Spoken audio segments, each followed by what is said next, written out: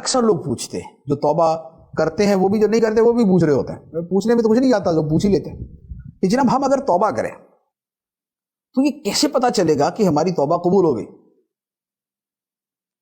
تو اب اس میں کیا ہوتا ہے کہ انٹرسٹ تھوڑا سا ہوتا ہے کہ مطلب پتہ تو چل جائے توبہ قبول کیسے ہوتی ہے. تو خواب آئے گی یا کوئی کچھ اور ہوگا، کیا ہوگا؟ تو دیکھیں، ایک تو ویسے تو یہ ہے بندہ جب توبہ کرے تو رب کی رحمت سے امید رکھے، اللہ تعالیٰ نے اس کی توبہ قبول فرمانی ہے، رب کی رحمت سے امید رکھے. لیکن ساتھ میں تھوڑا سا ڈر بھی ہونا چاہیے کہ ہو سکتا ہے نا قبول ہوگی، کہ میرے گناہوں کی نوعیت ایسی ہے اور میری توبہ کی نوعیت ایسی، گناہ ایسے توبہ ایسی، تو لہذا ہو سکتا ہے کہ یہ ڈس بیلنس جو معاملہ ہے تو اس کے اندر کہیں پھنسی نہ جاؤں. تو خوف کا بھی پہلو اس میں رکھنا چاہیے. لیکن اس کے ساتھ کچھ علامات ایسی ہیں کہ جو علماء نے بیان فرمائی کہ یہ اگر علامات پائی جائے تو بندہ سمجھے کہ اس کی توبہ قبول ہوگی. وہ کیا؟ مکاشفات القلوب میں اس کے بڑی خوبصورت علامات لکھی ہیں. ایک عالم سے پوچھا گیا کہ کوئی شخص توبہ کرے تو اسے کیسے پتا چلے کہ اس کی توبہ قبول ہو گئی؟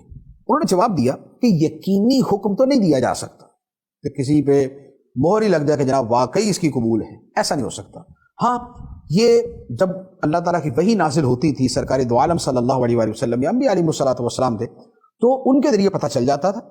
جیسے ایسے بہت سے بنی اسرائیل کے واقعات ہیں، یا سرکار دو عالم صلی اللہ علیہ وآلہ وسلم کے حوالے سے بھی ایسے واقعات ہیں کہ چند صحابہ سے کچھ معاملہ سرزد ہوا تو اس پر ان کی توبہ کی قبولیت پر آیات اتری. وَعَلَى الثَّلَاثَةِ الَّذِينَ خُلِّفُوا حَتَّى إِذَا ضَاقَتْ عَلَيْهِمُ الْأَرْضُ بِمَا رَحُبَتْ. تو یہ جو آیت مبارکہ ہے یہ توبہ کی قبولیت کی یقینی دلیل ہے. تو ایک تو وہ معاملہ ہے، یہ یقین والی صورت.